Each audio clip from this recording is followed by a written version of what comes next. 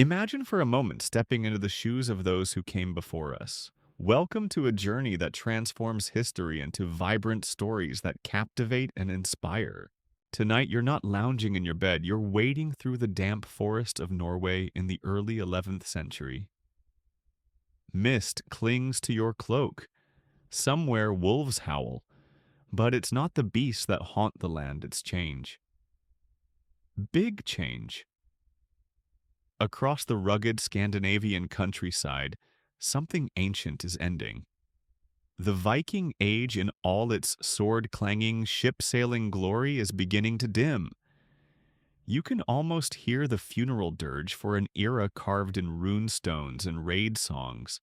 So, before you get comfortable, take a moment to like the video and subscribe, but only if you genuinely enjoy what I do here. And feel free to post your location and local time in the comments. Wherever you are, I hope tonight brings you rest, comfort, and maybe a curious dream or two. And let's ease into tonight's journey together. It's the year 1027 and something feels off. Not wrong, just quieter. You're standing on a hilltop near Nidaros, Norway, gazing at the growing town below. Smoke from hearth fires rises peacefully. Merchants are starting to arrive with carts, not swords. The once wild coastlines that echoed with longships and war cries now pulse with commerce, tax rolls, and sermons. You duck into a tavern, half expecting drunken warriors to slam their drinking horns and bellow about Thor. Instead, you hear hymns. Not rowdy beer-soaked ones, gentle Christian chants rising from a nearby chapel built out of freshly milled timber. What happened? Well, Christianity happened. And bureaucracy. And kings who preferred treaties to torches. Olaf II. Haraldsson, remember that name is the one leading the charge, slashing and converting sometimes simultaneously. By now, the glory days of Lindisfarne and Paris raids are distant memories. Most Vikings are settling down, literally. They farm, they pray, they pay taxes. You even overhear one saying he prefers sheep to swords now. It's the kind of thing that would have gotten you laughed out of a mead hall a generation ago.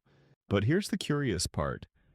Despite all this softening, there's still a sense of tension, like something waiting to snap. You pass a smithy still forging axes because, well, old habits die hard. In a nearby hut, someone's telling the story of Ragnar Lothbrok as if he's still out there raiding monasteries and tying snakes into knots. And under that quiet chapel, someone has carved Thor's hammer into a foundation stone. Historians still argue whether this moment, the 1020s to 1030s, was truly the end of the Viking Age or just a transition. Some claim it died with Harold Hardrada at Stamford Bridge in 1066. Others argue the spirit lingered for another century or more. But you, standing here in the twilight between legends and law, feel it slipping. Let's be clear, the Vikings didn't just vanish. They evolved. They became knights and kings, merchants and missionaries. Their longships traded plunder for pelts. Their runes became Latin letters. But the transformation wasn't peaceful. You hear stories of chieftains refusing to baptize their children, of village priests waking to find pagan offerings on their church altars, dead fish pine needles, or even blood. It's hard to scrub out 1,000 years of thunder gods with a few buckets of holy water. Still, the pressure to conform is everywhere. Olaf, soon-to-be Saint Olaf, has made it clear, believe or leave. Actually, sometimes it's more like believe or bleed. You pass a cart hauling firewood to a pyre that looks suspiciously ceremonial. Best not to ask questions. By the end of the day, you're camped near the river watching flickering lights from a distance. Not raid fires, not beacons, just homes, families, trade stalls being shuttered for the night. You think about how odd it feels not to be afraid of nightfall. And then you think maybe that's exactly how the Viking world ends. Not with blood and steel, but with silence. With peace, with routine. A raven circles overhead, silent, watchful. You wonder whether it belongs to Odin, still lingering, still waiting for the old ways to rise again. But the wind shifts and you hear church bells. And the age is ending. You wake to the sound of church bells, not the eerie chanting from the night before, but actual insistent bells clanging from the stone tower of a newly built church. The sun is pale over Nidaros, and as you roll up your woolen cloak, you realize something strange. There's no shouting, no swordplay, no angry neighbors arguing over stolen cattle or who insulted whose saga last Yule. Instead, there's an eerie order to it all. You wander into town and quickly see why. Olaf II, Haraldsson, the so-called king of all Norway crowned, and blessed and utterly relentless, is reshaping everything. You see it in the way he walks through the village with clerics instead of shield bearers. You see it in the new laws pinned to the wooden doors of the longhouse, outlawing pagan rituals, duels, and basically any fun that involves bloodshed. You spot a blacksmith shaking his head, melting down an old idol of Thor to make horseshoes. You half expect a lightning bolt to come crashing down from the sky, but no, just a few indifferent pigeons. And then you hear Olaf speak calm, firm, and with that very unsettling priestly tone.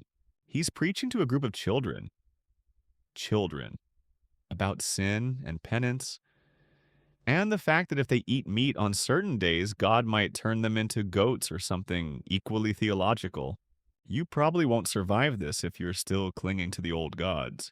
Olaf isn't the first Christian king of Norway, but he's the first one determined to stamp out every last ember of Viking belief.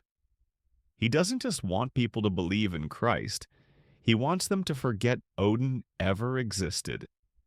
Which is a tall order when your entire family tree is named after Norse deities, and half the landmarks are literally called things like Thor's Ridge or Freya's Meadow. But Olaf is not subtle. You watch him tear down wooden temples, repurpose sacred groves into grazing pastures, and get this, baptize an entire village by marching everyone into a freezing fjord with a monk yelling psalms. You smartly pretend to faint before the water part. Historians still argue whether Olaf was a genuine religious visionary or just a really pious authoritarian. Some say he was beloved for his reforms. Others call him a tyrant who forced Christianity down Norway's throat like an overcooked fish stew. Here's a quirky tidbit for you. Olaf was once an actual Viking. He raided in England, he torched villages, he even got paid off by Anglo-Saxon kings. And now he's quoting scripture and lecturing people about wine consumption. You follow him for a few days, just observing. And it's weird. One moment he's laying hands on a sick child, whispering blessings. The next he's ordering someone's hand chopped off for refusing to stop worshiping Njord. And yet, people follow him. You think maybe it's the certainty, the sheer unflinching confidence of a man who believes he is right, even if that means turning the rowdy Viking world into a choir rehearsal. There's something sad about it, though. In the corners of homes, you still see small carved figurines tucked away. Little wooden friars and tiny Odins hidden under beds, behind firewood, or beneath floorboards. You know, people still whisper the old prayers at night just in case. And you overhear one old woman mutter that the gods are only sleeping. They'll wake again when the cold returns. You believe her. But for now, Olaf is winning. The churches are full. The temples are gone. The Vikings are laying down their swords, some willingly, some not. It's the death of something wild and the birth of something tamer. As the week ends, Olaf rides out of town surrounded by priests and guards. People line up to watch him pass, not cheer, just watch. He doesn't wave. He nods once like a man who knows even his enemies will one day kneel. And as his entourage disappears into the pine forest, you glance up again at the sky. No ravens this time, just clouds. The forest path winds lower toward the fjord, and you follow it, boots squelching in the mossy mud air, thick with salt and pine. Your cloak is still damp from the morning drizzle, and you mutter something about missing the old days when a Viking could march off and raid somewhere sunny. And then you hear it. Steel clashing men shouting, not the cries of villagers under siege, but of soldiers training. You step through the trees and see him. A young man with fire in his eyes and a sword longer than his ambitions are wide, Harald Sigurdsson. He'll grow into the name Hardreda, but right now, he's just a teenage brother-in-law of Olaf Angry. That Christianity has rules about stabbing people. This kid is all adrenaline and half-baked plans. You join his little warband because frankly it seems safer than being anywhere near Olaf's sermons. And so begins one of the most chaotic gap years in Viking history. First stop exile. After Olaf's fall at the Battle of Stiklestad? Yes, that very king you just watched enforce mass baptisms. Young Harold flees to Kiev. You journey beside him down the cold, swift rivers of the Rus through birch forests and grim fortresses. The people speak in tongues you don't understand, but Harold, he adapts. Next Byzantium. You blink, and now you're wearing golden silk in Constantinople, enlisted in the legendary Varangian Guard. It's like the Viking version of a foreign internship, except instead of getting coffee, you're stabbing rebels and guarding emperors. Here's a quirky little moment. Harold composes poetry. Love poetry. To a Greek noblewoman. He's got the range. One day he's riding elephants in Asia Minor, the next he's sighing about moonlight on marble. Oh, and did I mention the blinding?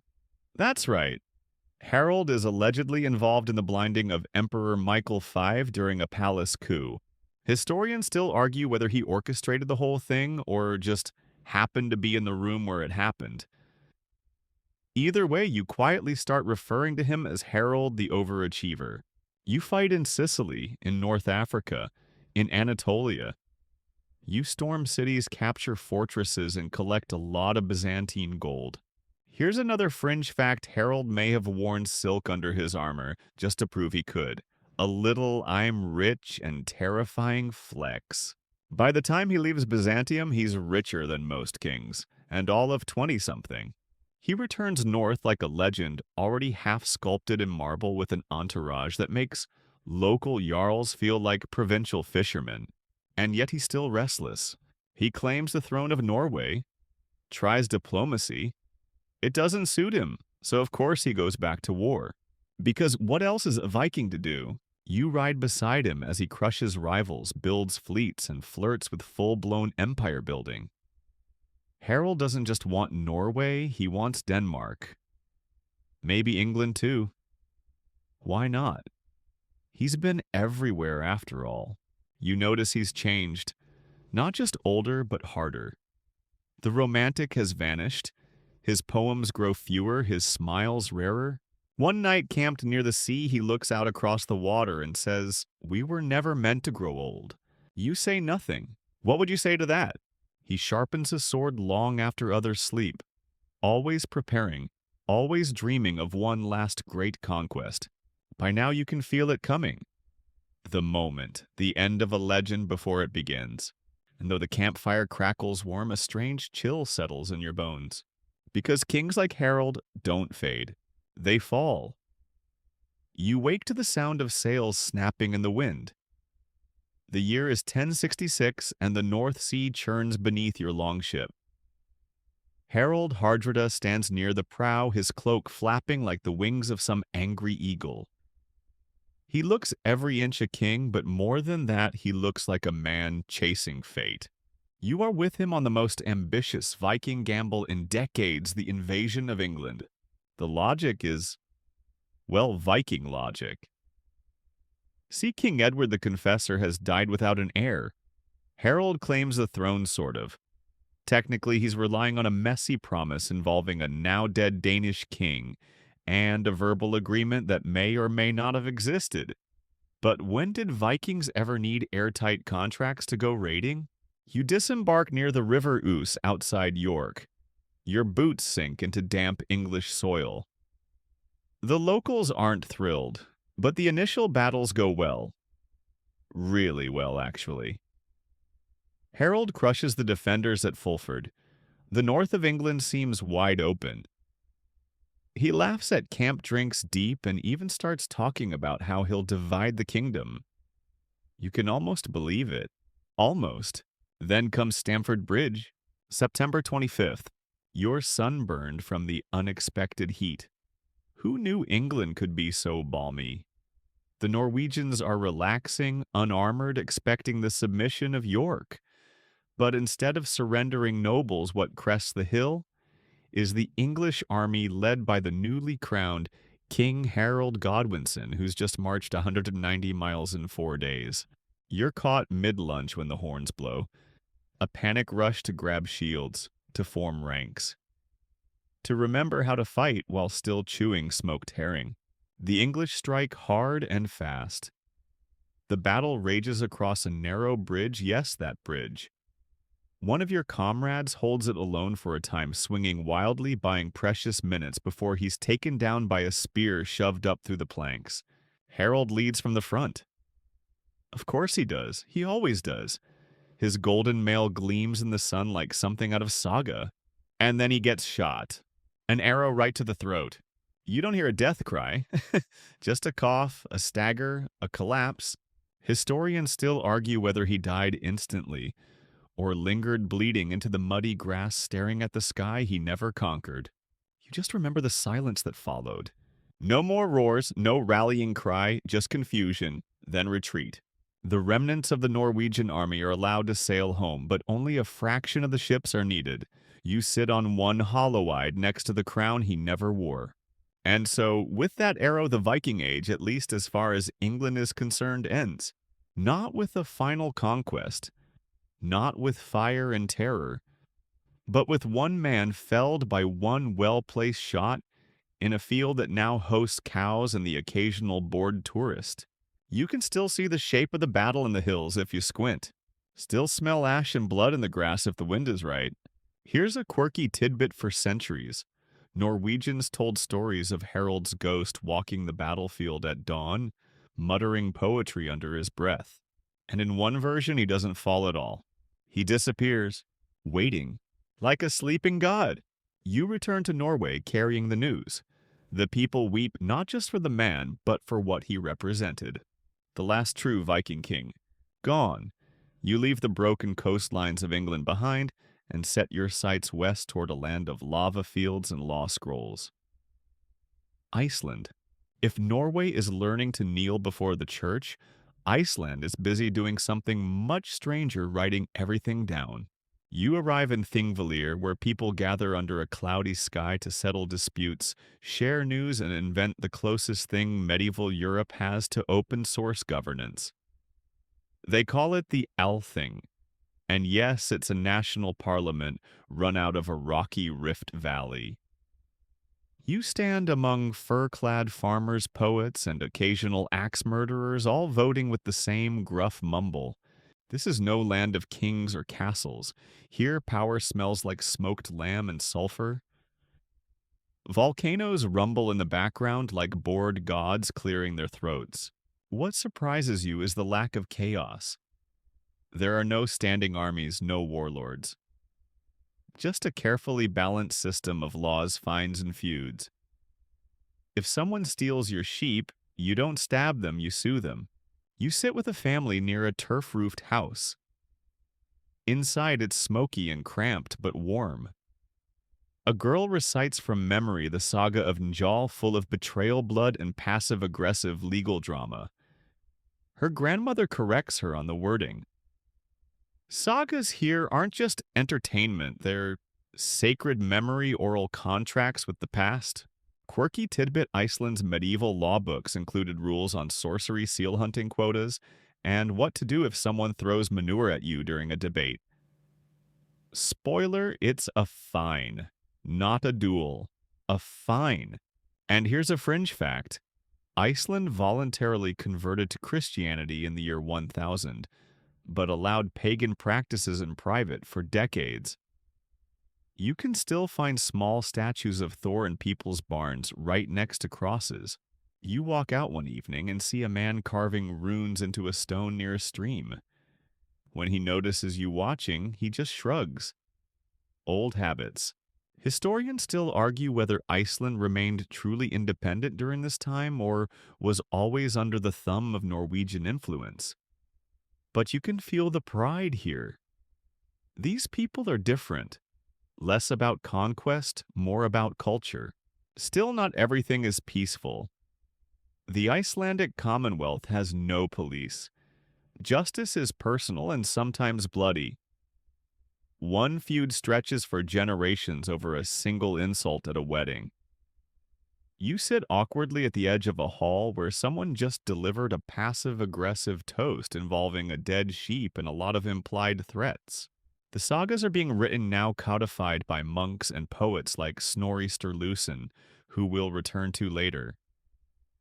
You watch them dip quills into ink made from berries, capturing the lives of men and women who never thought they'd be remembered. But Iceland is also changing, slowly. The church is sending more bishops. Norway is growing more interested in its wayward cousin. And the next century will bring friction. Still, for now, you rest. By a fire listening to the wind moan through cracks in the turf wall. Someone hands you a carved wooden cup of skyr and honey. You eat it slowly, watching stars emerge in the sky overhead. No one talks of raiding anymore, just storytelling, and taxes, and sheep, so many sheep. And yet under it all, you feel the old Viking heartbeat quieter, softer, but still there. Wrapped in parchment, hidden in verse. Waiting, you pull your cloak tighter as the wind whips across the icy shore. Greenland, cold, vast, and lonely. You didn't mean to come this far west, but curiosity and perhaps just a bit of stubborn Viking nostalgia brought you here. This isn't the Greenland Eric the Red once bragged about. Back then, he sold it like beachfront property green fields, mild weather great for farming. You imagine him grinning as he skipped over the part about blizzards, frostbite, and glaciers lurking just over the next ridge. The Norse colonies here started strong. 2 main settlements, hundreds of farms, a few churches, even a bishopric. You walk through the ruins' turf walls, caved-in bones buried under permafrost, and a small stone church that still smells faintly of seal oil and sanctity. But something's wrong. There's no one here. You wander empty halls where wool was once woven and fish hung drying on lines. A wooden crucifix still hangs in one longhouse askew but intact. Everything feels paused as if the inhabitants simply walked away mid-prayer. Historians still argue over why the Greenland Norse vanished. Climate change. Maybe. The Little Ice Age creeped in like an unwanted in-law, shortening growing seasons and freezing pastures. Or was it isolation sailing to Iceland became harder? Trade routes dried up. Livestock starved. Even imported timber became rare, and without it, good luck repairing your longship or your roof. And here's a quirky tidbit: the Greenland Norse refused to eat fish. Yup. Surrounded by oceans teeming with cod, they still clung to their European diet of cattle, sheep, and goats. Some theorize it was cultural pride. Others think they just didn't know how to preserve it properly. Either way, their neighbors, the Inuit, found it hilarious. You sit for a while by a collapsed barn staring out at a fjord choked with ice. You imagine the final winters harsher, longer. Families clustering around hearths whispering prayers. Some may have sailed back to Iceland or Norway. Others, you're not so sure. There's a tale, fringe but persistent, that a group sailed further west. That they followed the memory of Vinland, the whispered stories of Leif Erikson's voyage, and disappeared into the mists of Newfoundland or beyond. You touch a carved stone left behind. It bears no runes, just scratches, like someone tried to remember a name they no longer had words for. Farther inland, you meet Inuit hunters. They tell stories passed down in their own oral tradition of pale visitors who came from the sea. Some traded, some fought, some stayed and were swallowed by the land. You feel it here more than anywhere, the fading of the Viking world, not with a war, but a whisper. A slow fade into snowdrifts and memory. In the southern settlement, you find a final relic. A tiny iron bell once used to call worshippers to Mass. You ring it gently. The sound vanishes into the wind like it never existed. And for a moment, standing there in the silence, you feel the weight of it all. How far they came, how far they fell, and how even the fiercest legacy can be buried in frost. The sea beckons once more, less like a call to arms, more like a gentle suggestion from history's forgotten footnotes. You leave behind Greenland's haunted silence and set course further west, chasing whispers and weather-worn tales. Vinland. You've heard the name passed around like an old rumor, sometimes as fact, sometimes as fantasy. But now you're here. North America. Somewhere along the coast of Newfoundland, though. The Norse wouldn't have called it that. And yes, the grapes are real. Wild tart and more stubborn than sweet. You pop one in your mouth and immediately question whether this was worth the journey. Leif Erikson made it here first, supposedly around the year 1000. Son of Eric the Red Leif, was part explorer, part diplomat, and part accidental tourist. Historians still argue whether his voyage was intentional or a glorified wrong turn from Greenland. Either way, he landed, looked around, and said, "Yes, let's build a camp and name it after wine." You stand among the ruins of that camp, now known today as Los Olmedos. There's not much left, just the faint outlines of longhouses, sod walls, and fire pits. But the energy, it hums under your boots. Here's a quirky little moment: the Norse brought ironworking with them. Actual forges. In a place where no one else at the time was smelting ore. They didn't just visit, they settled at least briefly and built stuff. But of course they weren't alone. You hear voices in the woods, fast, sharp musical. The Skrælings. That's the Norse term for the indigenous peoples they encountered here, likely ancestors of today's Inuit or Beothuk. At first there's trade. Fur for cloth, red beads for fish hooks. It's awkward, but it works for about 10 minutes. Then things fall apart. A misunderstanding, maybe. A cow spooks someone, an argument over axes or milk. No one's quite sure. But one morning, the camp wakes to arrows whistling through the trees. You run. You always run in these moments. The Norse fight back, but the numbers aren't in their favor. The Skrælings are fast organized and don't particularly like guests who arrive without asking. Fringe Fact 1 saga claims the Norse used a magic pole to scare the natives. Historians think it might have been a carved staff or banner. Whatever it was, it didn't work. Leif and his people retreat. Back to Greenland, back to Iceland. They don't return in force. Why? Probably because the journey was long, the land hostile, and Europe was calling them back with promises of land law and slightly fewer arrows. You sit now at the edge of a grassy knoll overlooking the Atlantic. The same ocean that carried life here 1,000 years ago. No one lives here now, not the Norse, not the Skrælings, just wind and birds and the occasional archaeologist in a bright vest. And yet for a moment you feel at the pulse of what could have been. If things had gone differently, perhaps there would be a Viking state here. Rune-stamped coins, churches in the forest, a new Norse world across the sea.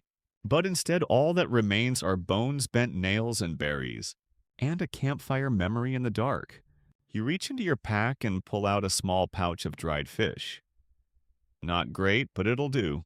Because the age of discovery was never just about finding new lands. It was about figuring out where the old world ended, and where it didn't. You return from Vinland not with riches, but with questions. And while the seas feel broader than ever, the fjords of Norway have grown narrower, more claustrophobic. Back home, something strange is happening. There's a king again, Magnus the Good. A name that feels like a PR stunt, but you quickly realize he's actually trying. trying to be fair, trying to blend the last scraps of Viking ferocity with the tidy, well-lit corridors of Christian kingship. You meet him in Bergen. He's young, well-groomed, and doesn't smell like fish or fear, which already puts him ahead of most rulers you've known. His court is clean, his scrolls are organized, his crown doesn't even have bloodstains. This is unsettling. Magnus, you learn, is the illegitimate son of St. Olaf. And let's be honest, growing up with that kind of dad in the background is a whole therapy session waiting to happen. Still, the boy's done well. He's got support from both nobles and clergy, a feat that previously required either bribery or blackmail. He even signs treaties with Denmark, which is a bit like two siblings agreeing not to punch each other at breakfast. But Magnus isn't all manners and manuscripts. One day, you see him grab a spear and personally lead a skirmish against a rebellious noble who tried to claim land that wasn't his. It's quick, brutal, and weirdly polite. The rebel is offered a priest before his head hits the moss. Here's a quirky tidbit: Magnus reinstated old Viking laws while also pushing for church reforms. You can be fined for theft, but also excommunicated for missing mass. Dual-wielding justice and judgment, classic Norse multitasking. Historians still argue whether Magnus truly signaled the end of Viking-style rule or simply repackaged it in a prettier box. You notice the nobles wear robes now, but their knives are still tucked in their boots. Meanwhile, the countryside has changed. Longhouses are vanishing, replaced by manors with tiled hearths and Latin inscriptions over the door. Priests preach not just salvation, but land management techniques. Even the names are changing. You meet a boy named Jacob. His father was Thorstein. His grandfather was Hrafnikel. You do the math. The sagas still circulate, but they're told in candlelit studies now, not around smoky fires. And they're being edited. That wild story where a warrior eats his enemy's heart. Now it's a symbolic vision. You raise an eyebrow. The scholar shrugs. The church prefers metaphors. You spend an evening watching Magnus host a feast. There are harps instead of horns. Poetry instead of boast. The food is better, but no one flips a table which feels wrong. And yet, it's working. The kingdom isn't just surviving, it's stabilizing. Magnus dies young of illness, not battle. The old Viking in you finds that almost insulting. But people mourn him. Genuinely. Not just because he held the sword, but because he tried to build something that might last longer than one reign. You walk the roads he paved, actual paved roads, thank you very much, and wonder if this is what becoming civilized means. Less fire, more scrolls. Fewer gods, more rules. You watch the fjord at dusk, the water flat as hammered silver.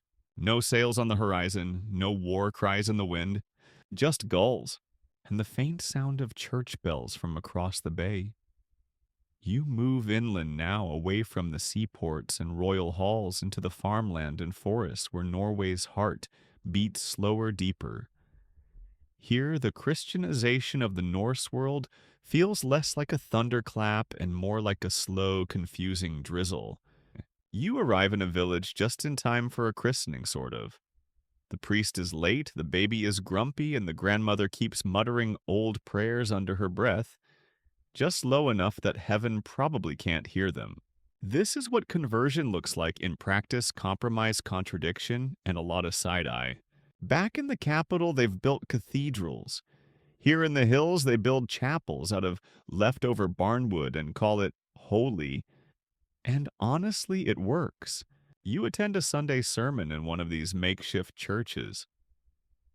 The priest is trying his best, quoting scripture, occasionally forgetting which gospel he's in, and at one point accidentally refers to Jesus as Thor mid-homily. Nobody blinks. Because the truth is, out here, Christianity is layered over the old beliefs, not replacing them. Farmers carve crosses into their doors right next to runes meant to keep out trolls. You meet a woman who says a prayer to Mary every morning and makes offerings to Frey every evening just in case. Here's a quirky little detail: some Norwegians wore both Thor's hammer and a Christian cross around their necks, one for each pocket of the afterlife. Fashion meets metaphysics. The clergy are trying to clamp down. Church councils outlaw pagan rituals every few years, which means, of course, that the rituals keep happening. If you have to ban something 4 times, you haven't really banned it. Historians still argue whether the Norse ever fully abandoned their gods, or if those gods simply learned to wear new names. You can't help but agree with the latter. You follow a bishop on his tour of the countryside. He brings scripture wine and the occasional armed escort. In one village, a man challenges him to a theological debate while standing knee-deep in a river, refusing to get baptized unless Jesus personally appears. The bishop does not take him up on it. In another town, the locals have built a shrine to St. Olaf, complete with offerings of bread ale and a suspiciously rune-marked goat horn. You raise an eyebrow. The villager shrugs. Olaf was a king and a warrior. That makes him close to a god, doesn't it?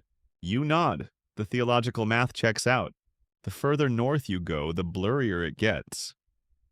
You find a place where a sacred spring, once dedicated to a fertility goddess, now has a statue of the Virgin Mary above it, and people leave coins and carved wooden penises as offerings. You try not to judge. And yet beneath the strange contradictions, there's something kind of beautiful about it. The transition isn't violent here. It's slow, messy, full of overlap and error and weird poetry. It's what happens when an ancient culture doesn't die, it adapts. By the time you return to the coast, you realize you haven't seen a Viking ship in weeks, but you have seen stories, beliefs layered like sediment, crosses forged by hands that once raised swords. And you begin to understand the Viking world didn't vanish. It was baptized. Sort of. You wake beneath a pine tree in the shadow of a half-buried stone, someone's old shrine maybe, or a marker no one remembers anymore. The air smells of wet leaves and wood smoke, and somewhere in the quiet beyond the trees, a hammer falls on iron. Not Thor's, a blacksmith's. But the old symbols linger. You head deeper into the countryside now, past the tidy towns and mission churches, toward the places the road doesn't reach. There in the folds of fjords and forests, the old ways still breathe. Not loudly, not openly, but they're alive. You arrive at a small farmstead where the people greet you with cautious eyes and hospitality born of ancient obligation. They don't talk about the church unless the priest is nearby. They don't talk about the gods unless it's raining, or if the harvest's gone bad, or if someone just had a dream with wolves in it. Then they talk. You're offered warm bread and sour ale and a place by the hearth where the family's grandfather, half-blind, nearly toothless, tells you stories.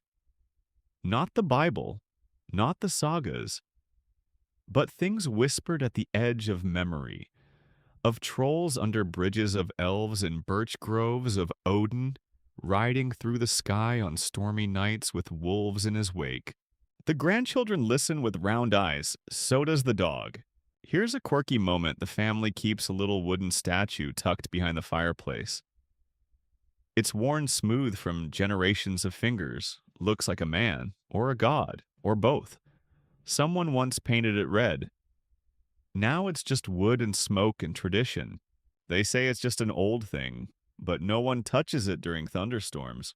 And when the church tax collector comes through, it gets wrapped in cloth and hidden in the barn.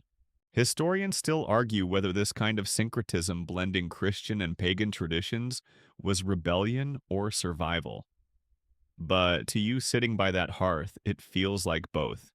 The priest arrives the next morning, a well-meaning man with bad knees and a Bible so worn, the cover is more thumbprint than leather. He blesses the children, reminds the family about fasting days, then drinks 3 cups of ale, and asks if Thor's shrine is still doing the rounds. Everyone laughs, but no one answers. Even he doesn't press. Instead, he tells a story about St. Olaf striking down a dragon with a cross, and you recognize half the story from an old saga about Sigurd and Fafnir. You realize something odd. The same myth, different coat. Later that evening, you walk through the woods and find a stone circle deep among the trees. Moss covers half of it, but someone's been tending it, laying berries, carving fresh symbols. One of them is unmistakably a Christian cross, another a spiral of runes. The wind rustles, ravens flutter overhead. You don't feel afraid, just watched. And maybe that's how it works now. The gods of old don't roar anymore. They don't throw lightning or demand blood, but they're still here.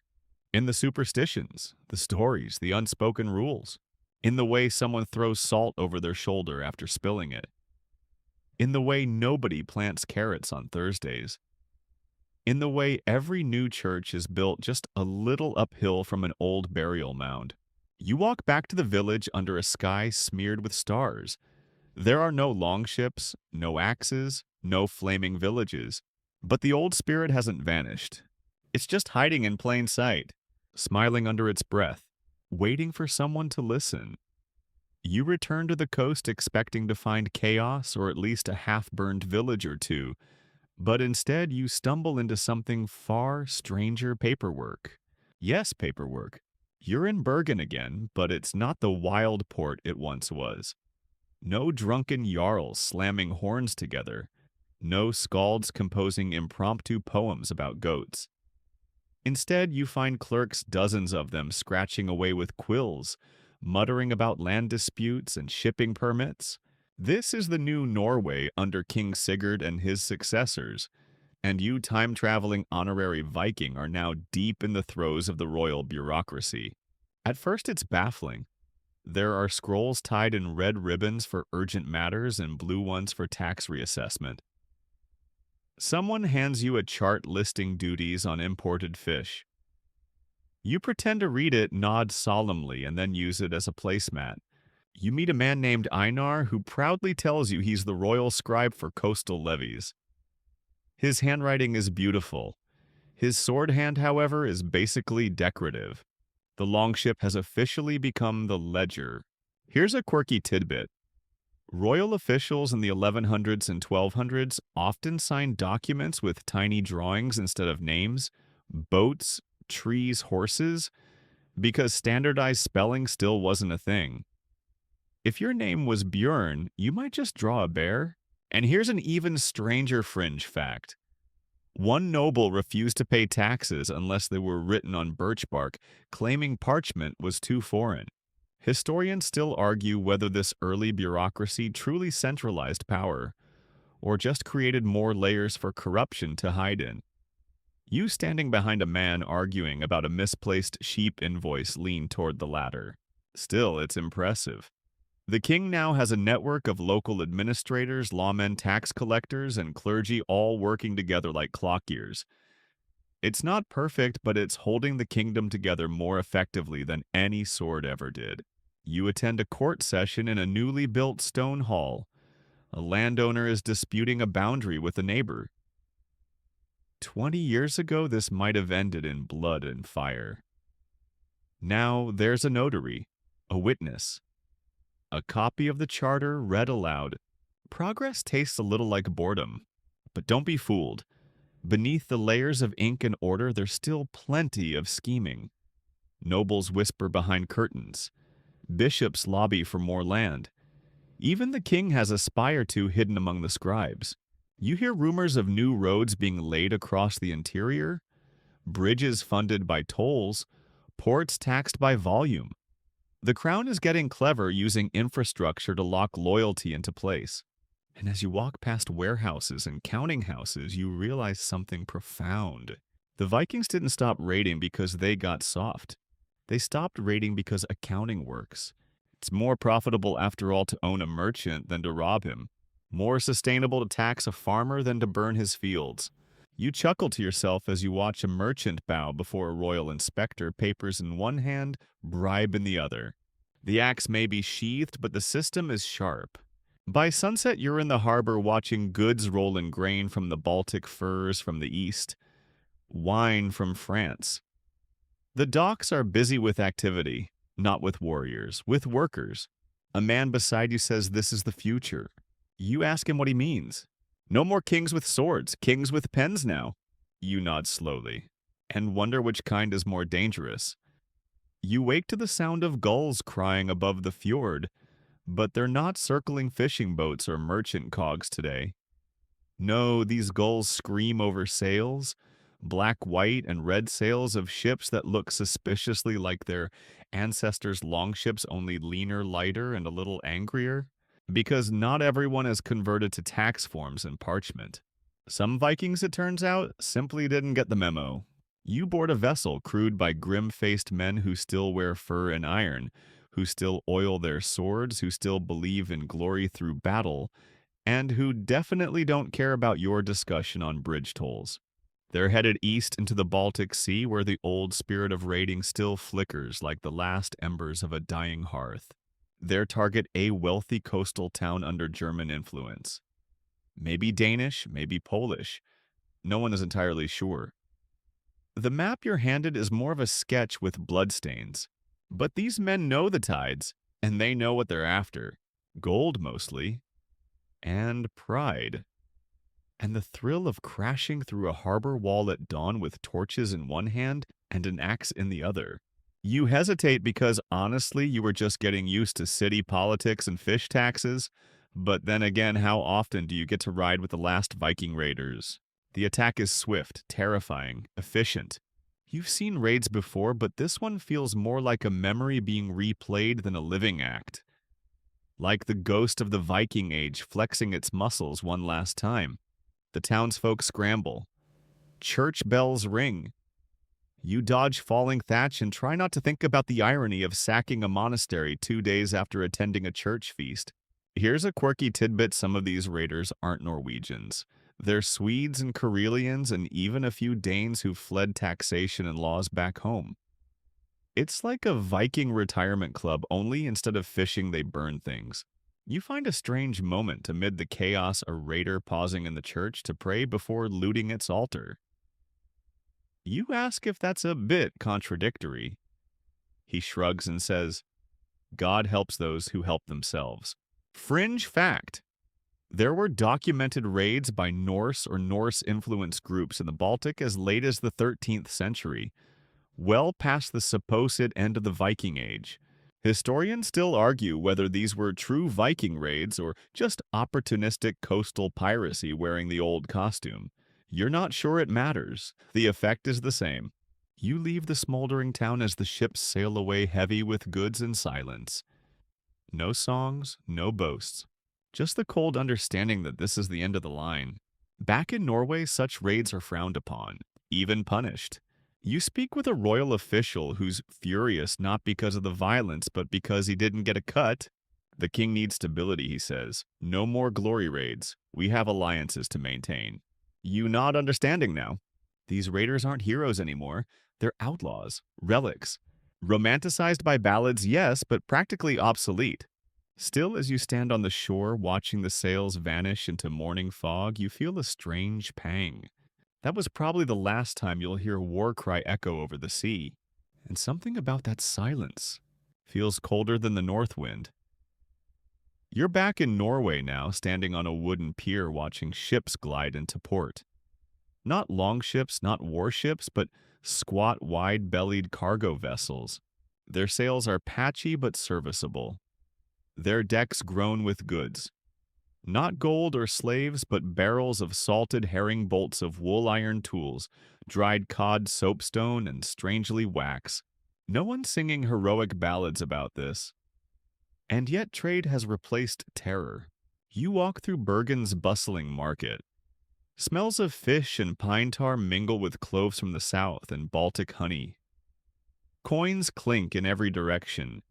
Children run barefoot past stalls selling flax and fine linen. A merchant smiles at you and offers a price on dried kelp you don't understand. You nod anyway. You've been to plenty of ports before. This one's different. It doesn't hum with conquest, it hums with contracts. The shift is complete now. Long gone are the days of axe diplomacy. These Norsemen barter swear oaths, pay tithes, and file complaints in court. You attend a wedding where half the dowry is paid in sheep and the other half in German salt. Everyone seems happy about it.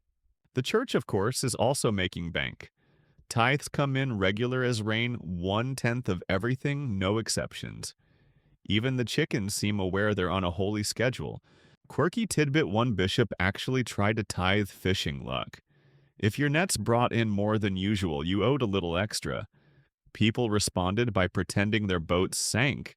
Here's another fringe moment. A Norse merchant once tried to sell miracle water from a saint's shrine to a Dutch sailor. It turned out to be melted snow in a reused mead bottle.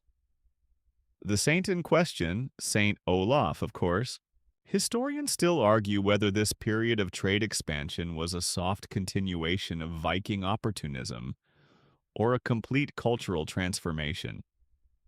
You suspect the answer is yes, because even though the pillaging has stopped, the instinct to seek advantage hasn't gone anywhere. They just changed the setting, from monasteries to markets, from raiding to risk, and you've somehow ended up sitting in a dockside tavern, sipping weak ale while two merchants argue about whether the Baltic herring run will be delayed by storms. No one here wears a helmet.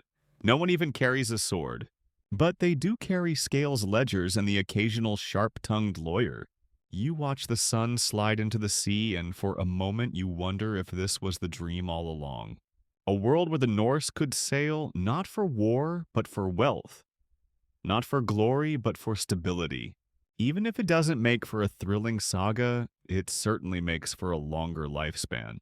And as the tavern fills with laughter and the smell of smoked trout, you realize the age of the trader has arrived, and the Viking within it is still there, just dressed a little better, and a lot less flammable.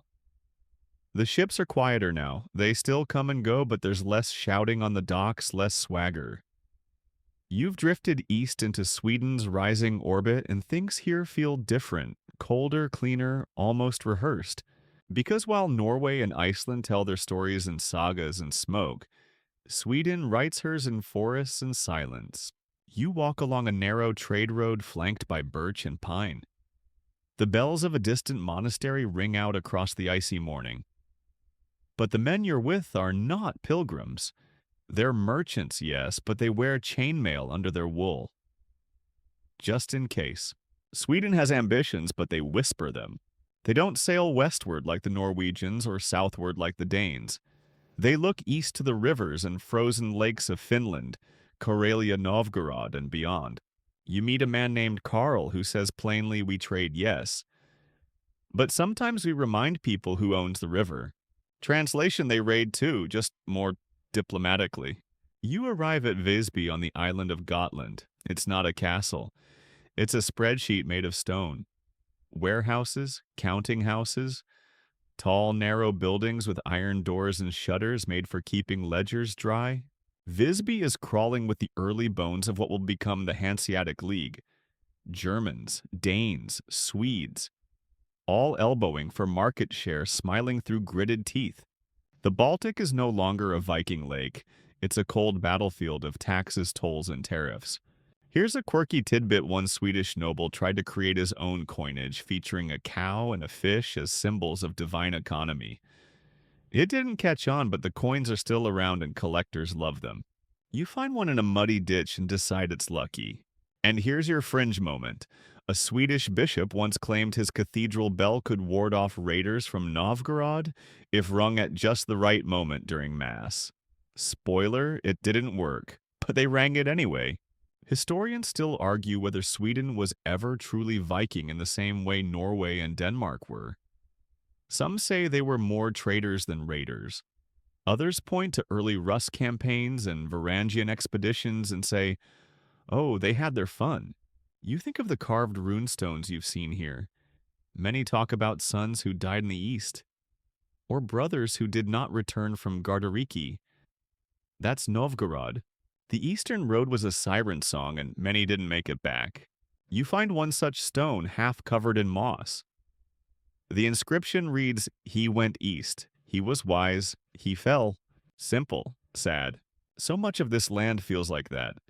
Cold, honest, unbothered by the fading glory of the Viking Age. They don't mourn it, they file it. And as you stand by the frozen shore watching ships sail for Tallinn and Riga, You realize that Swedish power is less about brute force and more about momentum. Not flashy, not loud, but relentless. And in a world of fading axes and rising coin counts, that might just be what wins. You attend a wedding, not your average feast of scalds and spilled mead. This one is in a candlelit stone chapel attended by nobles from three different kingdoms: Norway, Denmark, Sweden. It's not just a wedding, it's politics. The bride's veil is stitched with the crests of two rival houses. The groom wears a tunic so embroidered it may as well be a treaty in textile form. You overhear one guest say, "This marriage just saved us a war." This is the foreshadowing of something big, the beginning of a slow, steady idea. What if we were one, not one nation yet, but one something? The Kalmar Union is still nearly a century away, but you can feel its bones being assembled here. One alliance, one dowry, one handshake at a time. You mingle during the feast and realize that these once bloodthirsty nations now share more than borders. They share styles of dress, legal systems, saints, and yes, gossip. There's a bishop talking to a jarl about grain tariffs, a Danish merchant offering Swedish silk to a Norwegian noble, and in a corner, two drunk scribes from Iceland arguing about whether Snorri Sturluson exaggerated a dragon in Egil's saga. Here's a quirky tidbit: some of these royal weddings included legally binding agreements about mutual defense trade rights, and even shared custody of border towns. Marital diplomacy, 13th century style. And the fringe fact of the evening: one Icelandic envoy brought fermented shark as a gift. The bride's family thought it was a prank. It wasn't. You can still smell it 2 tables away. Historians still argue whether these intermarriages truly built peace or just postponed more elegant, legalistic versions of war. But you can't deny the mood. It's not about conquest anymore. It's about cohesion. And cohesion takes patience. You find yourself sitting at the children's table because why not, and overhear a young prince explaining to a younger princess that he wants to build ships that carry books, not swords. You blink. That might be the most un-Viking thing you've ever heard. And yet, later that night, you wander the outer courtyard and find a stone etched with the names of both families. Beneath it, a single word in Latin: unitas. Unity. You're not naive. You know kingdoms will still clash, alliances will fray. But for the first time, the idea of Scandinavia as something together rather than torn apart feels more than wishful thinking. You walk the grounds in silence as snow begins to fall. Not a storm, just a soft, steady dusting. And in that quiet, it's hard not to feel that something is settling. Something is aligning. The swords are still there, just sheathed. The oaths still matter, just spoken softer now. And the old Viking fire, it's still burning. But now it's warming hands instead of lighting villages. By now you've walked through weddings, watched trade bloom, and seen kings turn into bureaucrats. But tonight, you're in the mud again. Because peace is fragile. And Norway, bless it, can't quite quit the taste of civil war. You've stumbled into the Norwegian civil wars, a period so confusing and drawn out that even the chroniclers sound exhausted. It's the 1100s into the early 1200s, and the country seems to split itself every decade just for sport. The names blur, the banners change. One week you're following King Inge. Next week it's Sigurd, or Hakon, or Magnus again. Everyone claims a birthright. Everyone claims God's favor. Everyone hires mercenaries. And you've taken to wearing neutral colors. This isn't war like in the sagas. It's not glorious duels under the northern lights. It's mud, treachery, and paperwork. A lot of paperwork. Every army seems to come with its own lawyer now. You follow the Birkebeiner faction for a while. Yes, that's their actual name. It means birch legs because they were so poor at the beginning. They wrap their legs in birch bark instead of boots. You kind of respect that. And then you switch sides to the Baglers because honestly they had better food. Here's a quirky tidbit: during one of the conflicts, a baby heir to the throne, Håkon Håkonsson, is carried across the mountains, in the dead of winter by two Birkebeiner warriors. It's a brutal journey, and today it's commemorated with an annual cross-country ski race. So yes, a civil war gave birth to a Norwegian sport. Somewhere a Viking ghost is very confused. Fringe fact: one rebel leader tried to claim he was the literal reincarnation of Saint Olaf. Spoiler, it didn't go well. Historians still argue whether this era was one long war or just a series of badly managed transitions. You lean toward never-ending family feud with better costumes.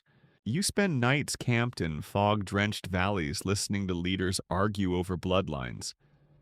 By day, you watch messengers gallop through the slush, trying to deliver news that's already outdated by the time it arrives. And the peasants? They keep farming, keep praying, keep hiding anything valuable under the floorboards.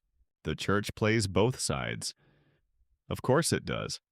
One bishop blesses one claimant while another writes a scathing letter about him to the Pope. And the Pope, by the way, is getting increasingly annoyed with Norway in general. Too many kings, not enough consistency. But something interesting happens. Out of the chaos, new structures begin to emerge. Written law, nobility titles, systems of inheritance, even the idea that the king should be literate. The Civil War, strange as it sounds, helped shape the modern Norwegian state, like iron being tempered in a very confused fire. By the time young Håkon Håkonsson comes of age, people are exhausted. They want peace, stability, warm bread, and less birch bark on their legs. And Håkon remarkably gives it to them. But that's for later. Tonight you watch a torchlight procession cross a river under snowfall. Another army, another claimant, another promise that this time everything will change. You sip cold ale from a stolen mug and wrap your cloak tighter. Because change always comes, but rarely all at once. You're soaked again. Of course you are. The sea spray lashes against the hull as you sail toward the Orkney Islands, a jagged, one-torn scattering of rock and green off the coast of Scotland. You arrive in Kirkwall, where the wind never quite stops and the people never quite let go of their mixed-up loyalties. This isn't Norway, it isn't Scotland, it's both. Neither, something else. The Earldom of Orkney was Norse for centuries. You can hear it in the names. Thorfinn, Ragnvald, Sigurd. You can taste it in the salted fish stew that doesn't care what century it's in. You can see it in the rune-carved stones standing awkwardly near more recent, Latin-lettered graves. You're staying with a family who still speaks a dialect full of Norse lilt, though it's softened now like beach glass. Their loyalties flexible. The Orkney Earls swore fealty to Norway, then to Scotland, then to whoever offered more grain, fewer taxes, or a better-looking bishop. You ask the old man at the hearth who really owns Orkney, he just laughs and says, "The wind." And he's not wrong. You visit St. Magnus Cathedral, a towering red stone marvel built not by Vikings with axes, but by Norse Christians with a passion for saints and symmetry. It's beautiful, quiet, except for the constant whisper of draught through the nave. Here's a quirky detail. The skull of St. Magnus, patron of the cathedral, was reportedly cracked by an axe. He's both a martyr and a Viking, which somehow sums up this whole island's identity crisis. And for a fringe moment, a noblewoman named Ragnhild once bribed a bishop to support her son's claim to the earldom, using not money but barrels of butter. You can't make this up. Historians still argue whether the Norse legacy in Orkney truly faded or simply evolved. But you see it every time someone plows their field with a rune-carved plow handle, or lights a fire under a fish rack shaped like a ship's ribs. You spend your days here walking the shore, finding whale bones turned into fence posts and driftwood with old carvings, bits of oaths perhaps, or names no one speaks anymore. At night, the island sings. Not loudly, not with music, but with wind through grass, the hush of waves, and the quiet pride of people who belong to two worlds at once. There's a wedding one evening. half Christian, half folklore. The bride wears a cross and carries a pouch of earth from her father's farm. The priest recites Latin, but the grandmother whispers something in Old Norse and tosses salt over her shoulder when the groom stumbles. You watch it all and realize this is what legacy really looks like. Not statues, not crowns, but rituals that don't remember where they started. You stand by the cliff's edge, wind in your teeth, and imagine the longships pulling into the bay 1,000 years ago. Now just fishing boats. But the shape of them still looks familiar, still remembers.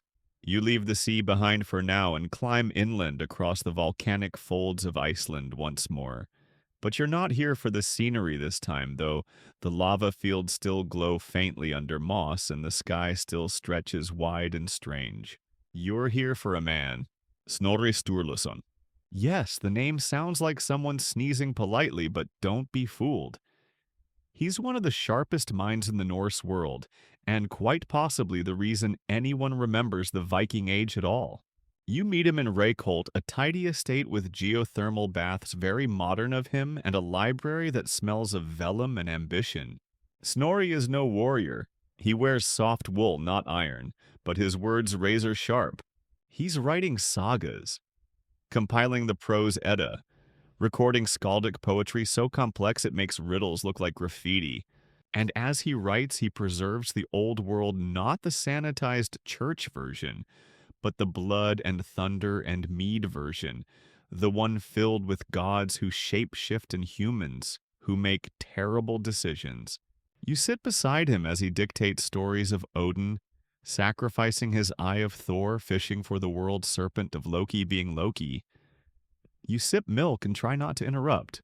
Here's a quirky tidbit: Snorri claimed that the Norse gods were actually ancient kings from Troy, who were so impressive they got mistaken for deities. Basically, fan fiction meets historical revisionism. And here's the fringe fact: Snorri was also a politician. A bad one. He got tangled in Iceland's messy civil strife and made enemies on both sides.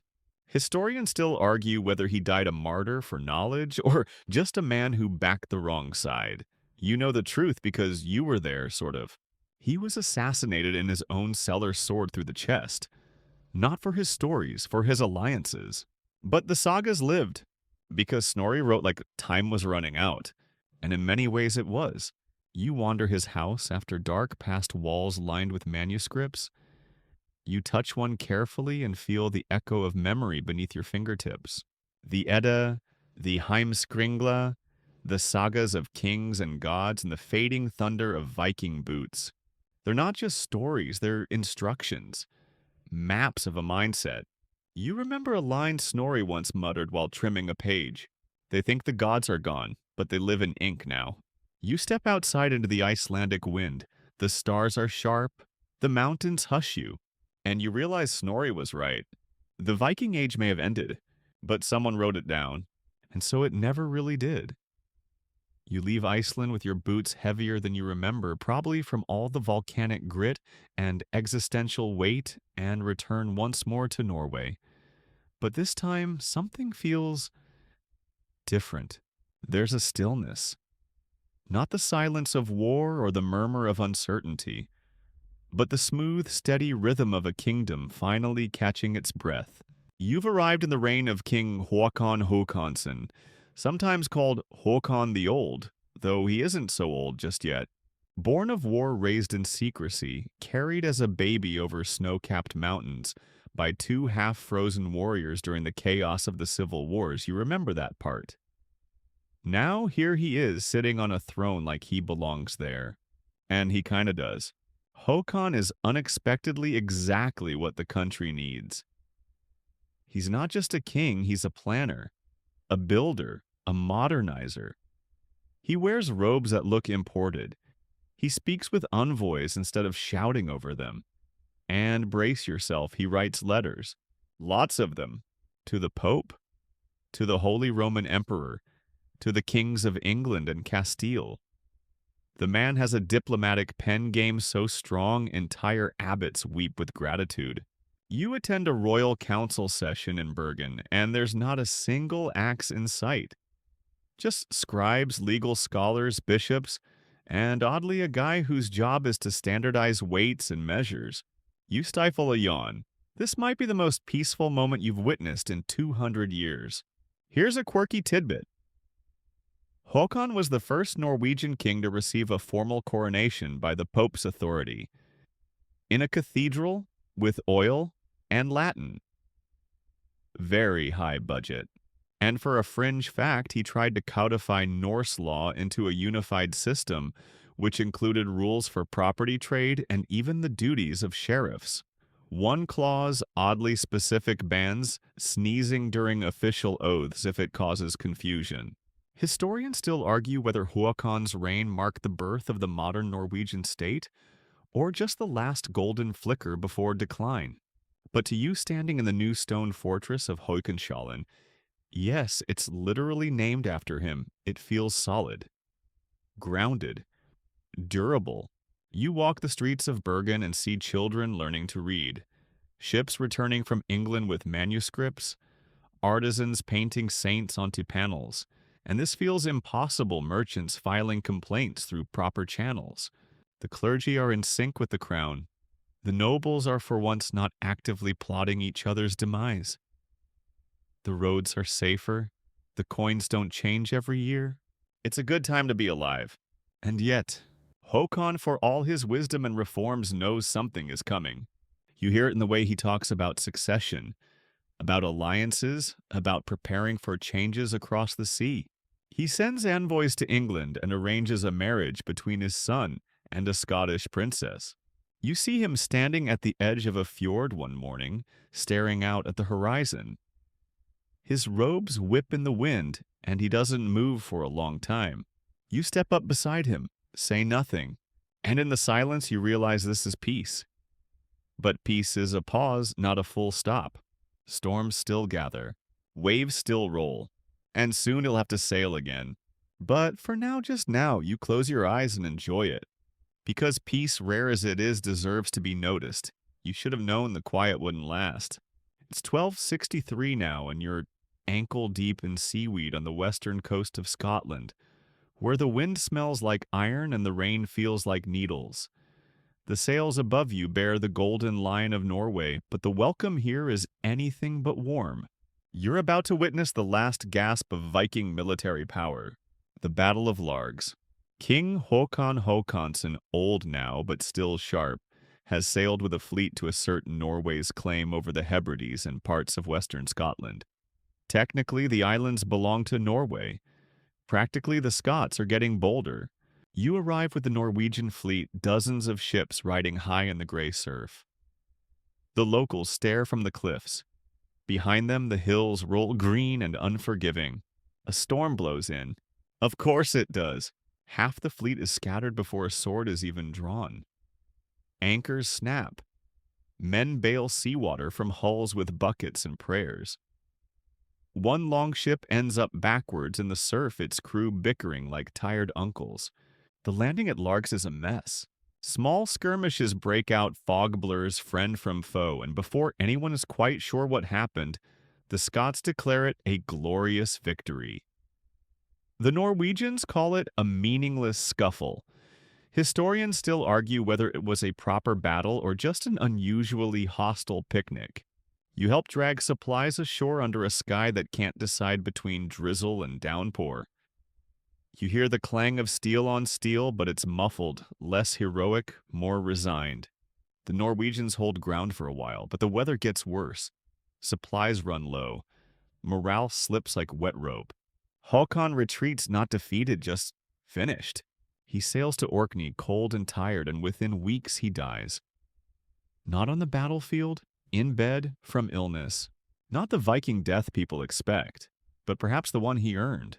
Here's a quirky tidbit: the Scots celebrated their victory at Largs with a commemorative stone and a pageant that involved papier-mâché longships. It's still reenacted today, complete with questionable beards. Fringe fact: some Norse sources claim they didn't lose the battle at all, they just paused due to unfavorable wind, which frankly feels like the Viking version of calling in sick. After Haakon's death, Norway's grip on the West loosens. Fast. His son Magnus signs the Treaty of Perth in 1266, formally ceding the Hebrides and Isle of Man to Scotland in exchange for a payment and yearly tribute. And just like that, poof. The Viking age of expansion ends not with a bang, but a dotted line. You walk along the Larg shoreline after the battle, wet boots squelching in the sand. Pieces of rope wash up. A shield split down the center. You pick up a broken arrowhead and roll it between your fingers. Not the last arrow ever fired, but maybe the last one that carried that particular kind of myth. The kind launched from longships, the kind sung about in sagas, the kind aimed more at eternity than the enemy. You look up, the clouds are clearing, and the sea indifferent as ever rolls on. The sails are furled, the swords are sheathed, the runestones stand still, no longer etched. And you, eternal traveler, now soft with the weight of centuries, stand in a meadow somewhere near Nidaros, listening to nothing at all. Because it is over, not in drama, not in fire, just in ending.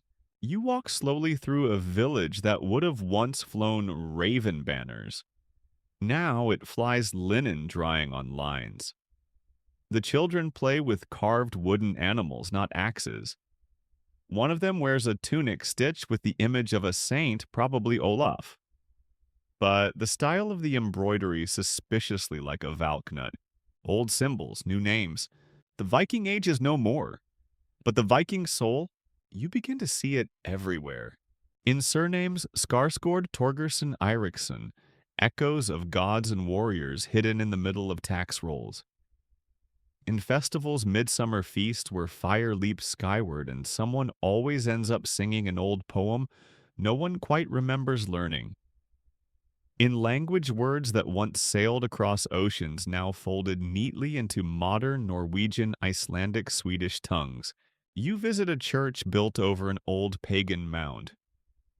The priest mentions the Virgin Mary, but you notice that the altar faces the same direction the sun rises at solstice. Coincidence maybe, or maybe not. Here's a quirky moment in some remote Norwegian valleys. People still draw protective symbols with butter on their doors during Christmas. Nobody knows why anymore, but someone's grandmother insists it keeps trolls away. And a fringe discovery archaeologist recently found a Viking comb buried under a church floor carved with the word love. Not a prayer, not a god's name. Just love. Historians still argue when the Viking Age really ended. Was it 1066 with Stamford Bridge, 1263 with Largs, 1266 with the Treaty of Perth? But you've lived it now, and the truth is, it didn't end in one place. It faded unevenly like a fire burning low across many hearths. One last skaldic verse here. One final longship there. One saga half remembered in the dark. You sit now on a hillside watching the smoke from evening cookfires curl lazily upward. Someone is boiling cod. Someone is weaving. A grandfather is telling a tale to his wide-eyed grandson about trolls in the mountains and ships that flew like dragons. And you smile, because what is history really, if not a story we decide to keep telling? What is a Viking if not a word that still makes people sit up? Lean in, listen. So you stretch your legs, lie back, let the grass cradle you. Let the wind move through the reeds like oars through water. Let it all go quiet. Let it rest. And now, dear listener, the last embers of the Viking world drift gently into the night. The sea grows calm, the long ships drift to their moorings, and the sagas close like well-loved books. The gods once thunderous are now quiet companions in memory. The kings sleep beneath stone and soil, the swords rusted, the banners faded. And yet, what echoes they left behind, the kind you hear in wind on the fjord, in a lullaby carved in runes, in the faint smell of smoke where there is no fire. So take a deep breath. Let your limbs grow heavy like ships anchored after a long voyage. Let your thoughts drift like fog curling over pine-topped hills. You've walked a long path tonight across oceans and centuries into snow and saga, from roaring raids to quiet reform. And now it's time to rest. Wherever you are, I'll be here with another story for you tomorrow night. Sleep well, dream deep. The old world sleeps with you now.